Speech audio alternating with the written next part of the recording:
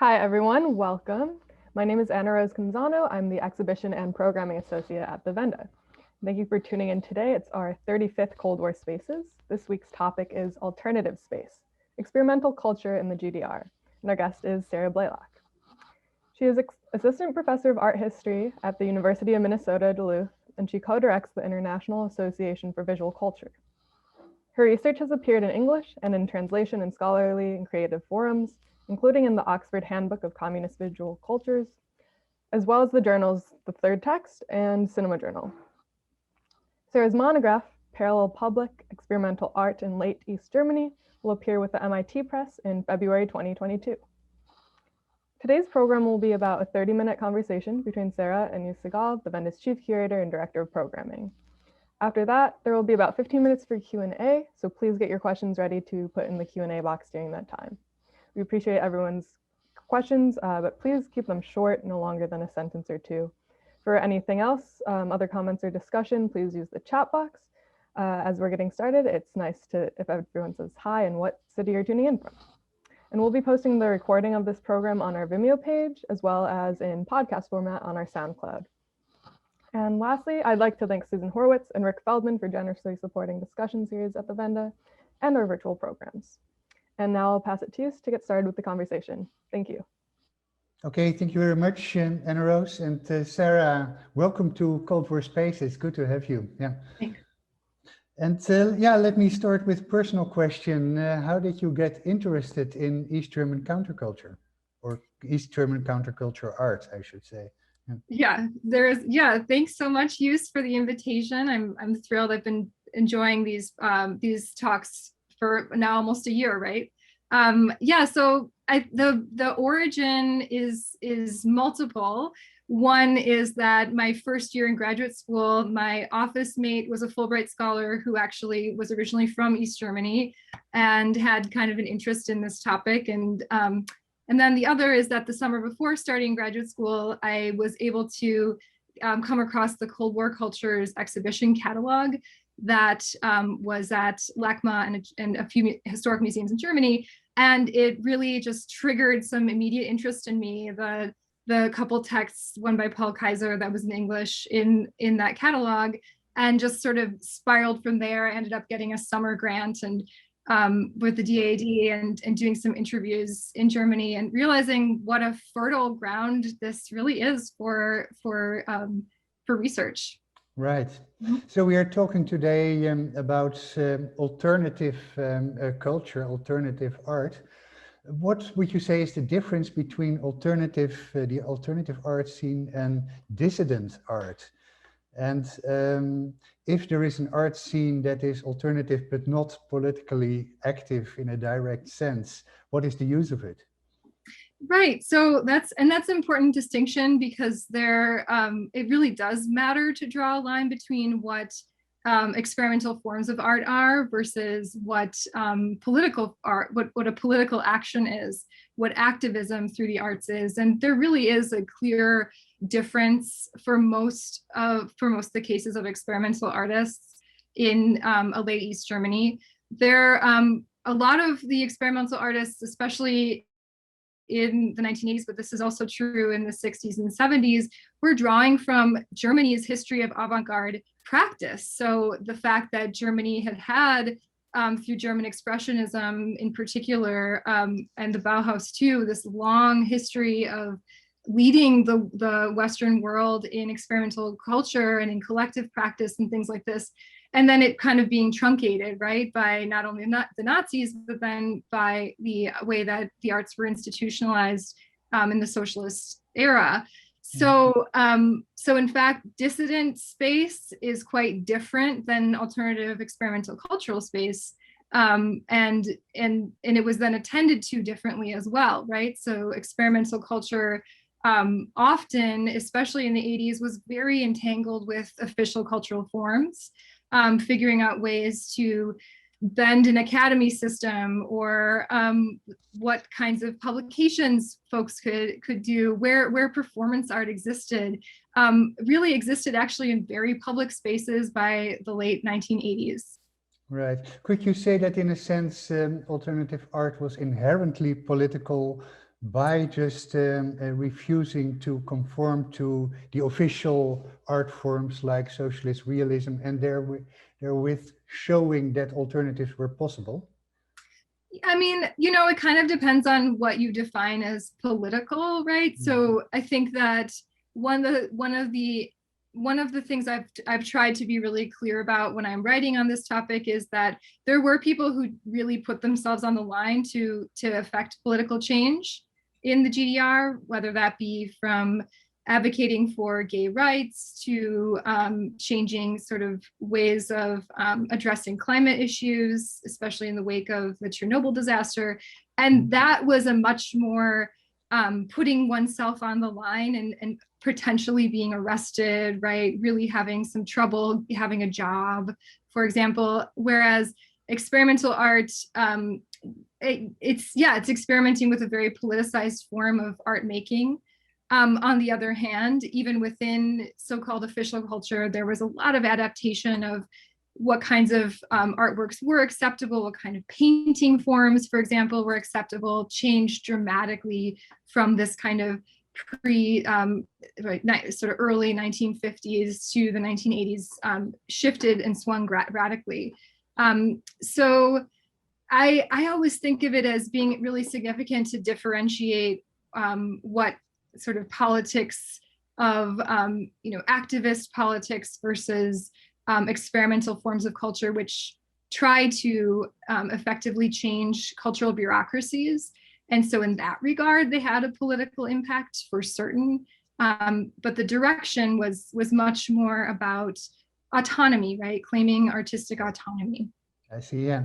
So your focus, your research focuses on the 1980s, but there was unofficial art before that. Why was there such an explosion of alternative art movements and initiatives in the 1980s, would you say?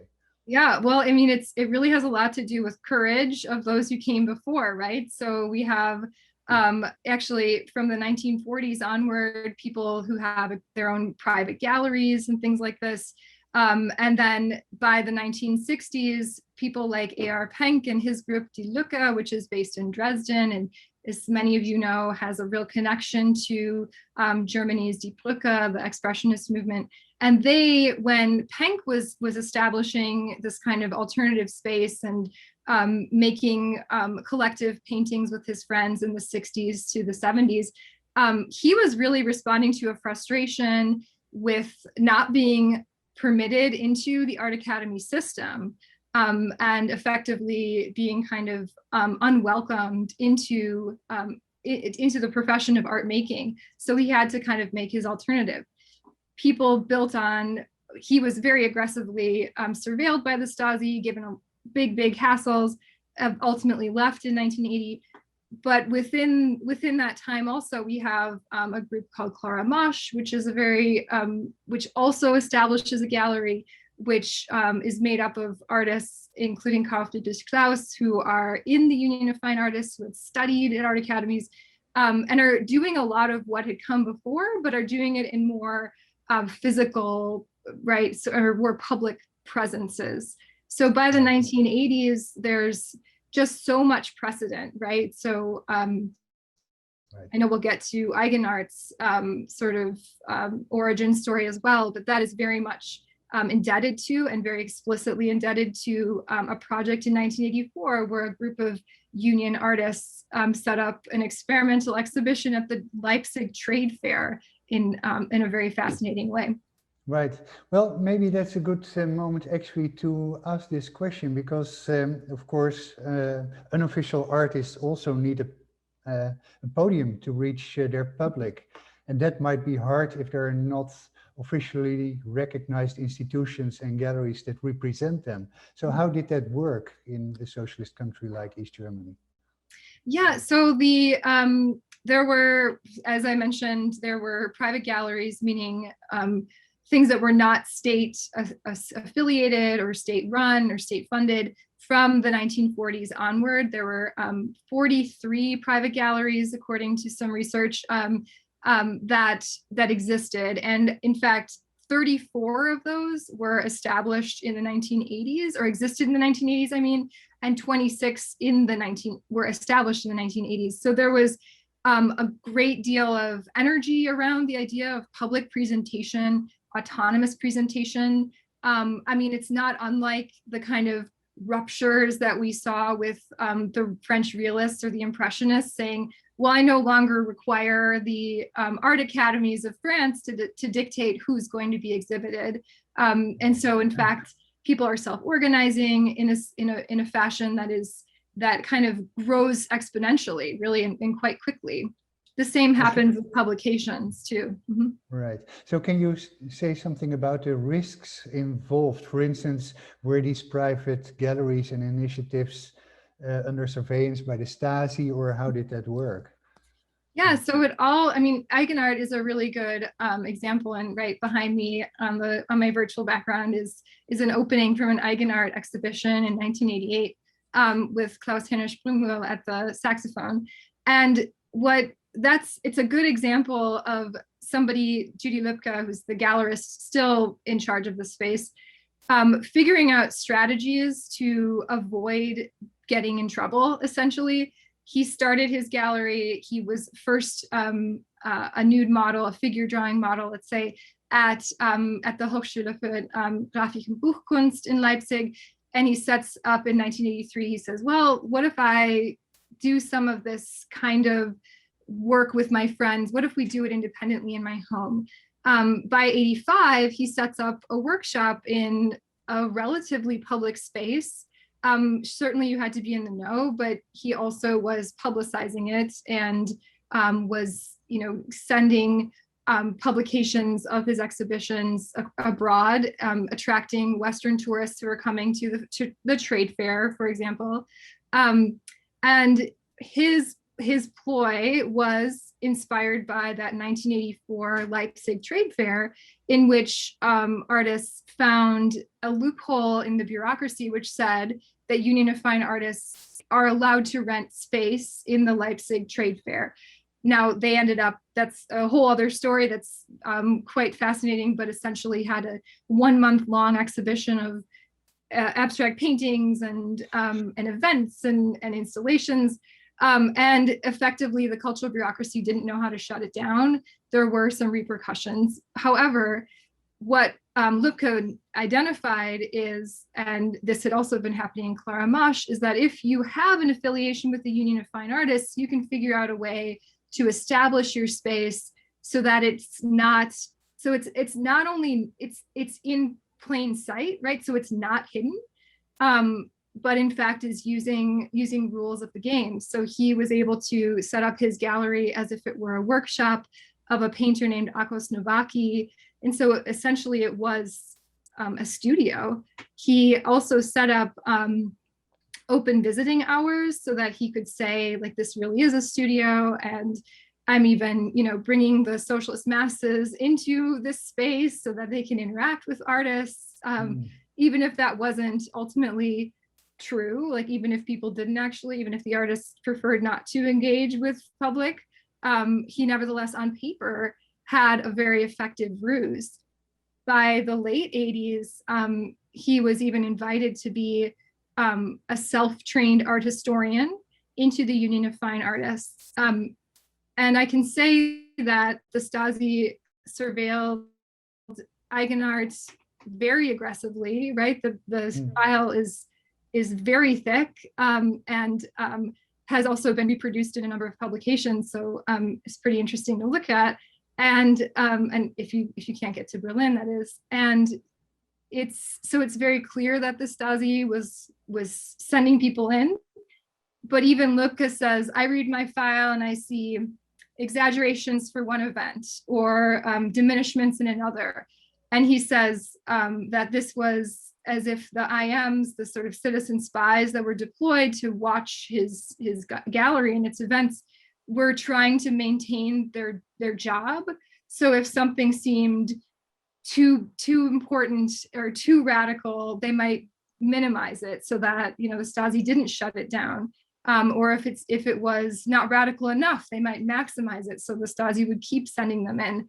And that's kind of a myth or a storytelling, but nevertheless, he is not the only person at all who sees fabrication in the Stasi files.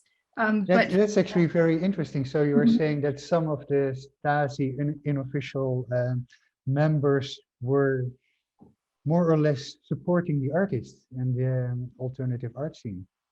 Yeah, I mean, it's all, I mean, it depends on what is being written about. I mean, certainly there were people who had diatribes against one or another person, and you see this with other artists, and I don't really see that with Eigenart, sort of the people trying to write nasty things about the gallery.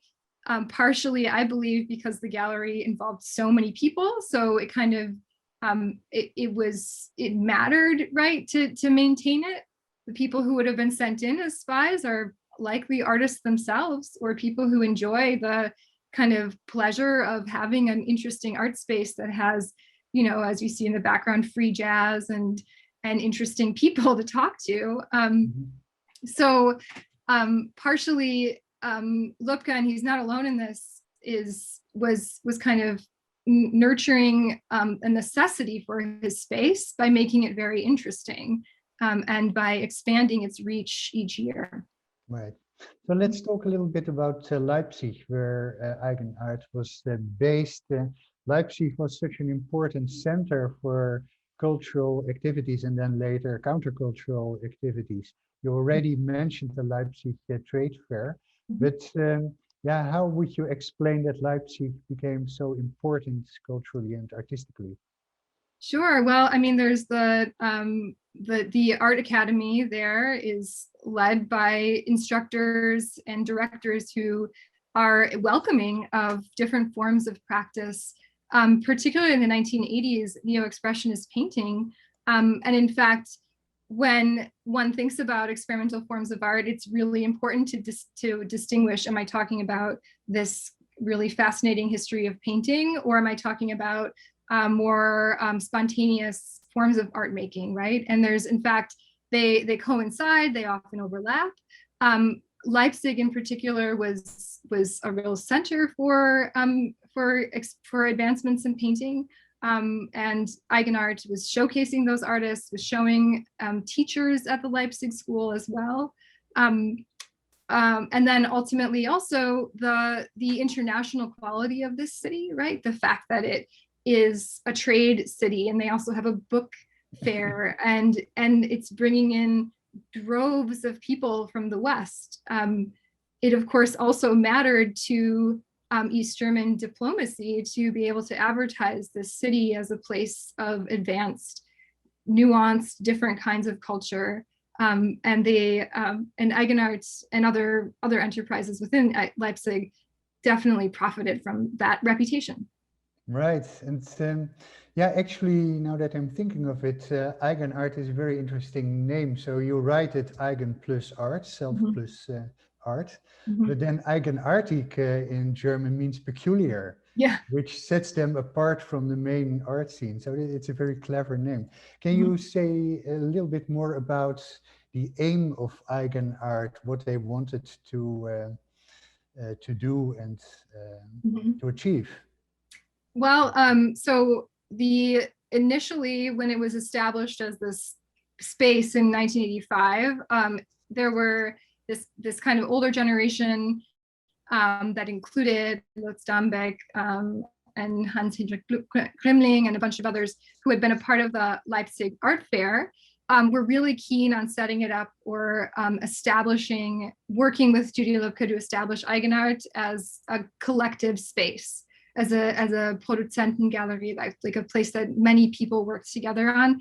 But quickly, Lupka decided to fashion it in his own vision, and that is something that many people critiqued him for in that time, and continue to critique the gallery for, right, for having a very explicit agenda.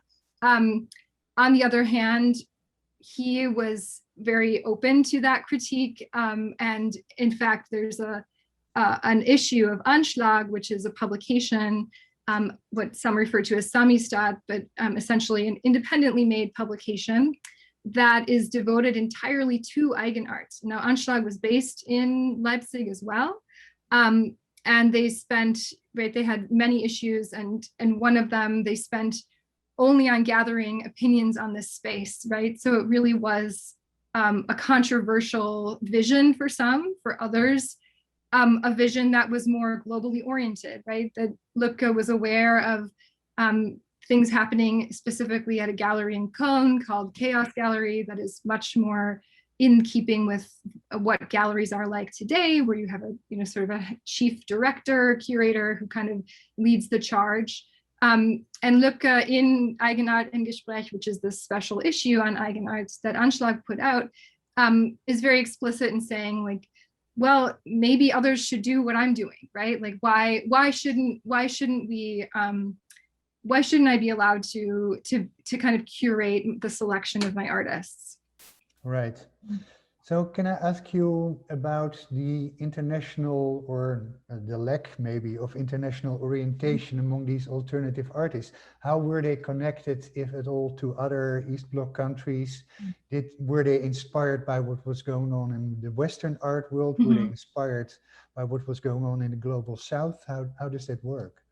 Sure. So there's always exceptions, right? So definitely there's this mail art scene that is connecting East Germany to people in South America, to United States, to other parts of the Eastern Bloc, but not as adamantly as the mail art scene that we would come to define the Eastern Bloc as today. And many artists were really oriented toward West Germany, or toward trying to establish, if they didn't want, many artists were oriented to West Germany because they wanted to leave eventually. But many artists were oriented toward West Germany because they wanted to establish East Germany as an equal footing, right? As kind of a place that can demonstrate some continuity with pre-Nazi, pre-Cold War era experimentations. So yes, there are definitely exceptions, right? There are some publications that are made, that one called Universum, that very explicitly deals with connecting to Chile and other countries in the South. Even Anschlag began actually as an activist project called Hoffnung für Nicaragua, which was clearly trying to create a sort of art publication that could be sold and then benefit folks in Nicaragua. But for the most part, it was the orientations were either within East Germany itself, right? So it's sort of like making art as a means of communing with each other, or making art that would commune with the West, and especially West Germany. And can you tell us a little bit about the experimentation also with maybe new media, and perhaps also partly inspired by the West, but of course in the traditional art academy in East Germany, it was all about the traditional art forms, painting, sculpture, graphic arts, etc.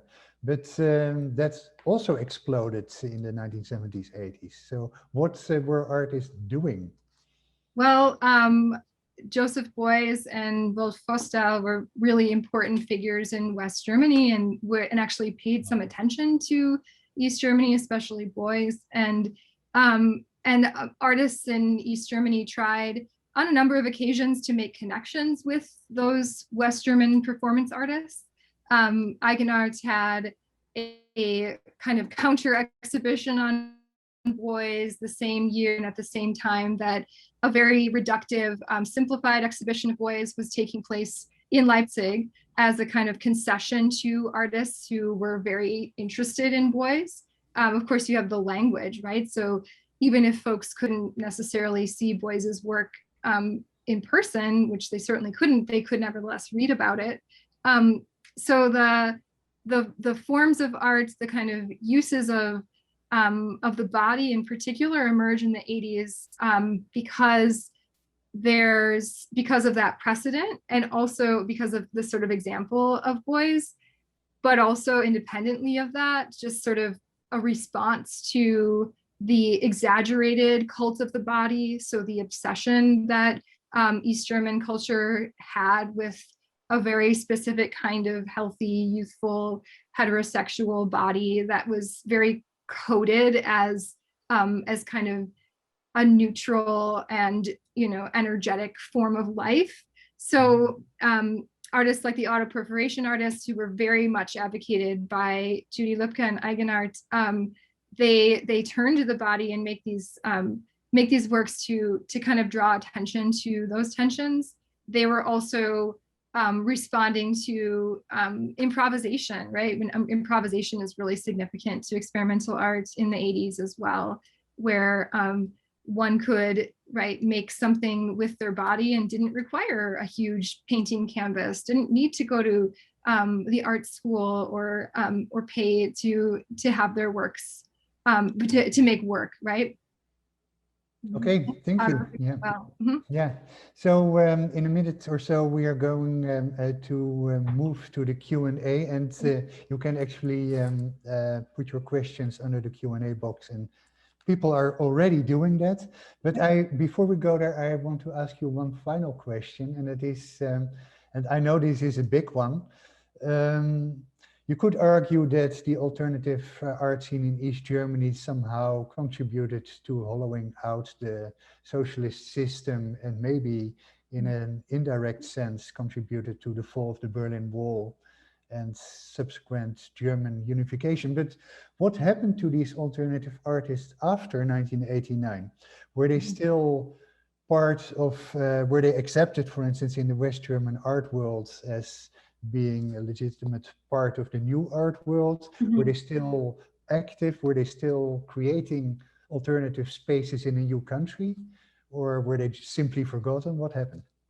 Right. I mean, it really depends. That's a really good question. And it depends on how one measures success, I suppose. So basically everybody I ever interview who began as an artist in the 80s has pursued an artistic career and has, maintained a life slightly apart from the norm. Some have been very successful, right? So Eigenart, for example, is very successful, and the artists who stayed with him, with Eigenart, with Judy Lipka, who were from the 80s, they definitely have seen a fair amount of success, including, being involved in the Venice Biennale and a few years ago, for example. So clearly, prestigious.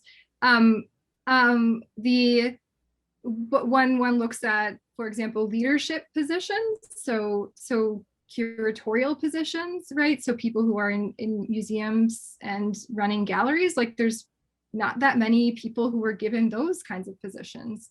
And there are very specific political reasons that, that folks have shared with me sort of privately about why that might be. But ultimately, one of the things that contributed to a lack of coherence, of course, sort of, I'll say, maintenance of galleries or these many, many publications with, again, some important exceptions, is that when you open up to the West, suddenly you have a whole other lot of issues, right? Like not only more opportunities, right? So one person described the publications to me as Luxusprodukten. So what's the point of making all these really hard to make publications, or putting together exhibitions that don't make any money, right? Like when you can do other things. So there were more options. There was a big exhibition in Paris that had been planned before the wall comes down. There's a documentary about that as well. And that exhibition was meant to kind of inaugurate experimental forms of arts, from performance to photography to painting to the West, but it ultimately didn't actually lead to collaborations that were envisioned. Right.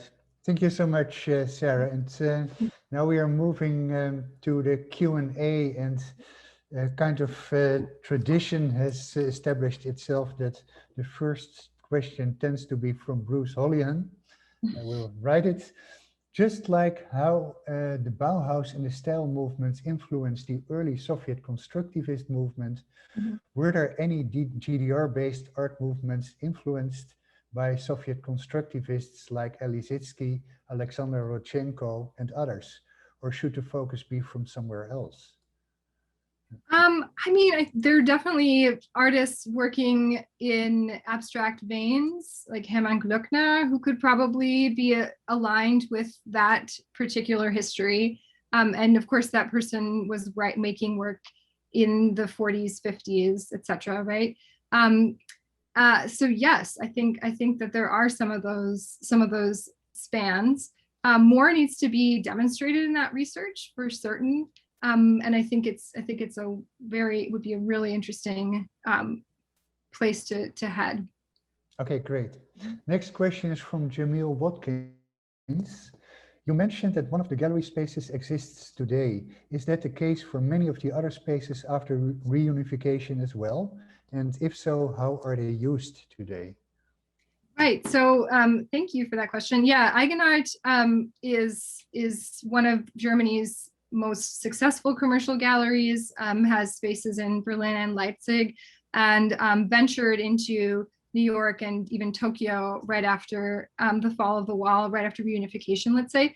And so they are, it's almost, there's so much continuity, in fact, between that kind of vision that was defined in the 80s of having, kinds of exploratory programming. For example, they have a lab at Eigenart where they do really unusual kinds of projects, and in addition to selling many of the new Leipzig school painters like Neo Rauch.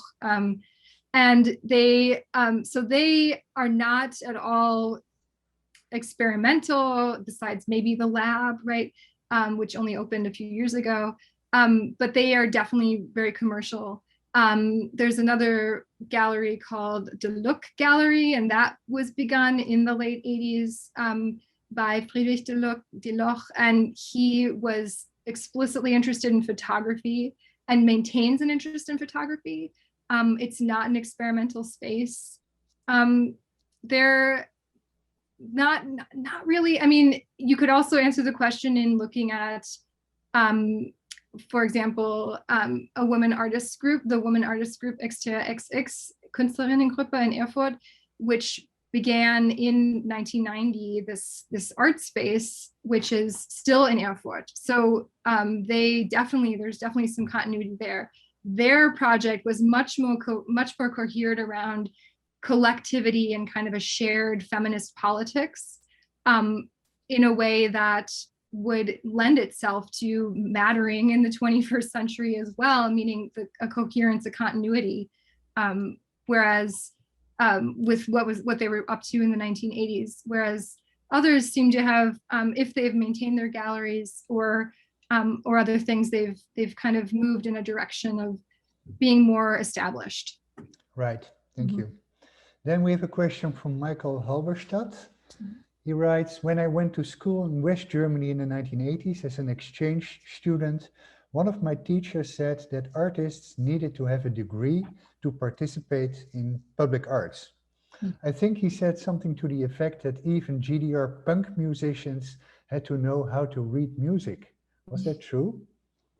I can't really speak about punk musicians. There is a very interesting documentary that DEFA, the National Cinema, made about punk, essentially called Flüstern und Schreien, Whisper and Shout, that you maybe have seen. And so you can get a sense that even one of the most, anarchistic, seemingly socialist forms of culture was turned into a kind of a success for East Germany. And maybe those folks then were given some training in music, I'm not sure.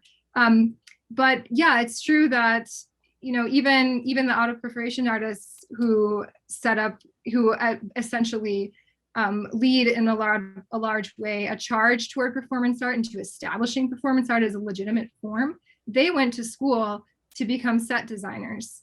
When they did their thesis project, they did a super fascinating and intricate performance piece called Haut, Horn, Schein. And they also did the projects that were explicitly set design oriented. So Elsa Gabriel made a set for Romeo and Juliet, and Wien Lewandowski and Misha Brendel worked on some other set designs. So there was a lot of people actually being trained. It was a necessity to be an artist and be trained. Not really. I mean, it depends on where you wanted to be shown, right? Klaus Henner Sprungmuhl was ultimately the saxophone guy. He was ultimately an autodidact. There were a lot of autodidacts as well, photographers, Thomas Blorschutz, right, who found their way into established cultural systems without being trained. Right, you just mentioned the autoperforationsartiesten. Can you explain a little bit about their name? Why were they called like that? Yeah, so the name definitely is meant to refer to self-harm, so self-perforation. And I mean, there's a couple of different ways that the name has been described to me by them, the people themselves. And the one that I find most compelling is this idea of wanting to create a form of art that would be distinct from even performance art, right? That it is its own almost genre, right? So self-perforation, the Autoperforationsartistik, is its own kind of subgenre within performance. And they did a lot of sort of, interactions with object materials, and there's a good amount of images you can find on the BPB website, for example, on them. Okay, great. Thank you. Mm-hmm. Next question is by Roman Koropeczki. Could you please expand a bit more on connections, if any, that may have existed with experimental artists in the Eastern Bloc, and in particular with Poland after 1980? Again, I mean, with a few exceptions of, a few artists being exhibited at Eigenart, there is not a whole lot of exchange happening.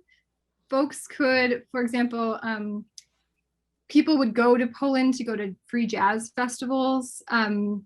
There's some images of Cornelia Schleimer, who was a painter, meeting a boyfriend who had been given his emigration papers to West Germany and meeting them on a border. But other than that, the exchanges, and again, I've tried to find these relationships, and I haven't really been able to find depth or real coherent and sustained relationships between artists from East Germany and artists in the Eastern Bloc. With a little bit of exception, there was some interest among one Hungarian filmmaker, Gabor Bodi, in particular, with experimental film from East Germany.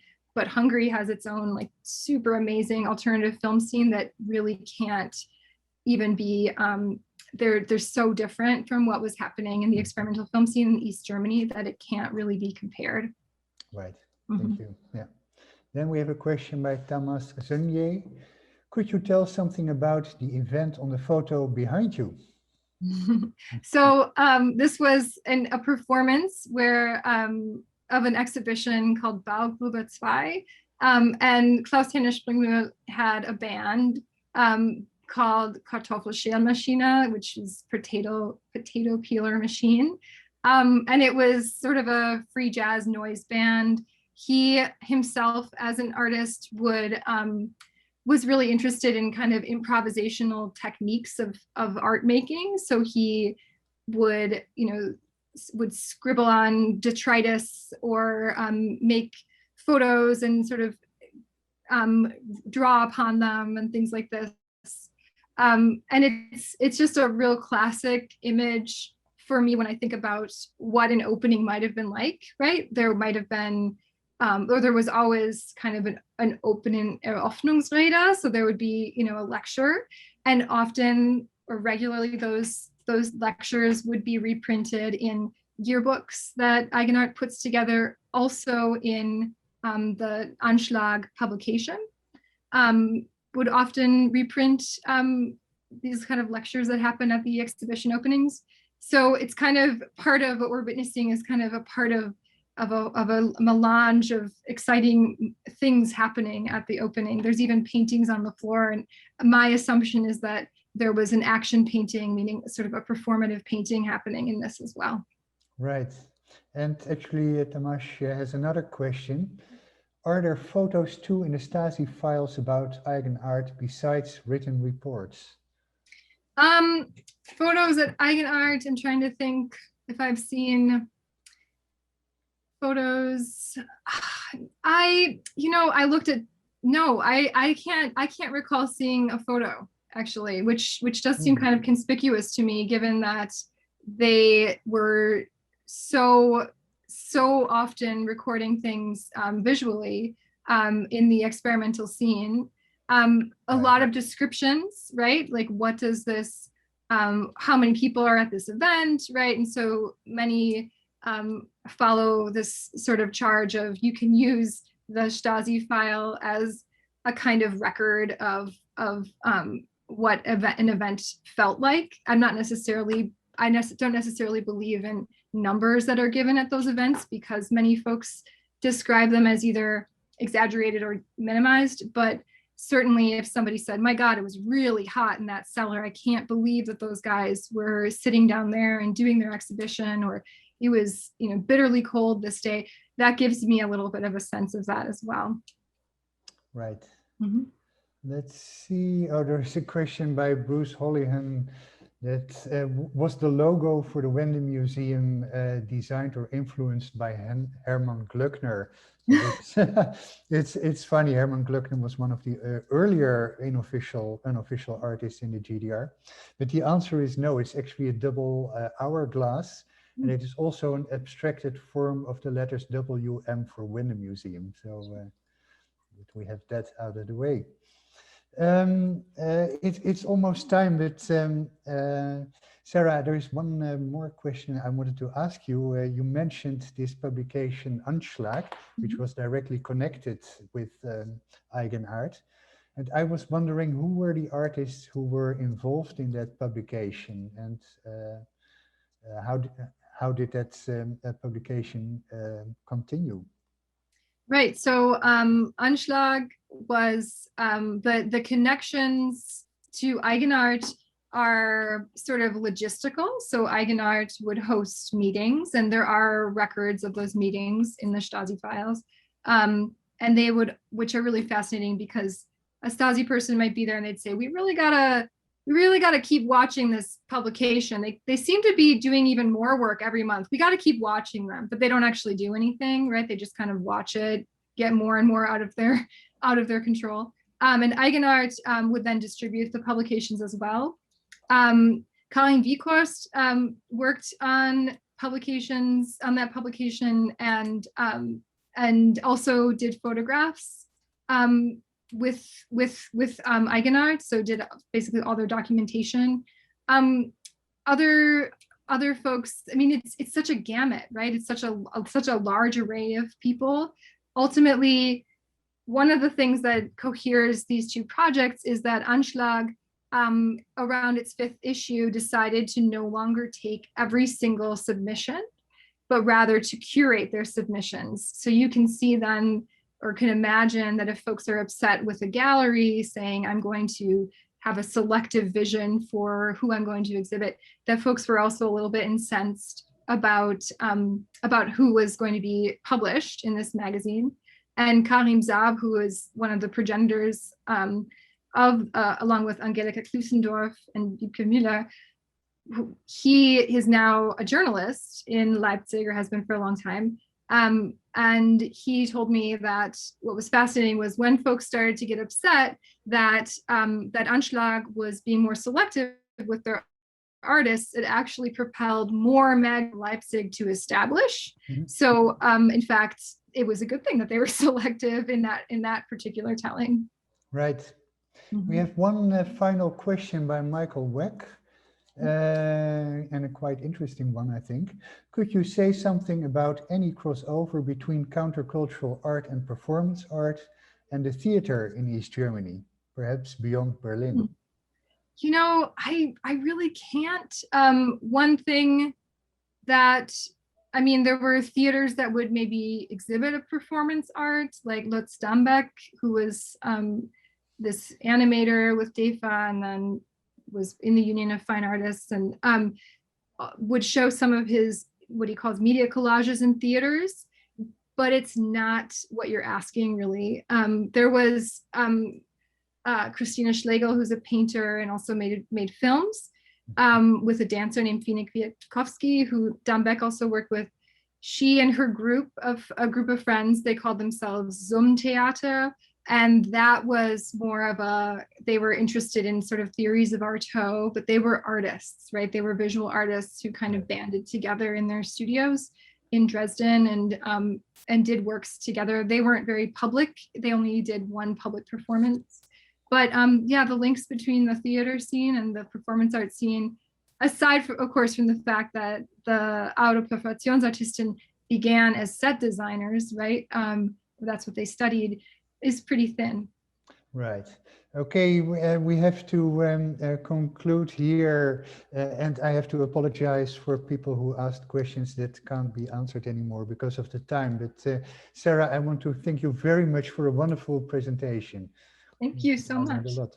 And if anybody has questions, just send me an email, right? You know, you can find me, send me an email. I'd be happy to respond. Perfect, perfect. So next week we will actually have a break in the program because it is Cesar Chavez Day in the United States. But the week thereafter, which is April 7th, I have a Cold War Spaces interview with Susanna Altman, art historian and curator from Dresden, who was actually the guest curator of our exhibition Media, the Media Insurrection, Radical Women Behind the Iron Curtain. And to no one's surprise, we will speak about radical women artists behind the Iron Curtain, but with a special emphasis on their actions, installations, etc. in the open air, in nature, the countryside, etc. So please join me again in 2 weeks, and bye-bye. Bye, thank you.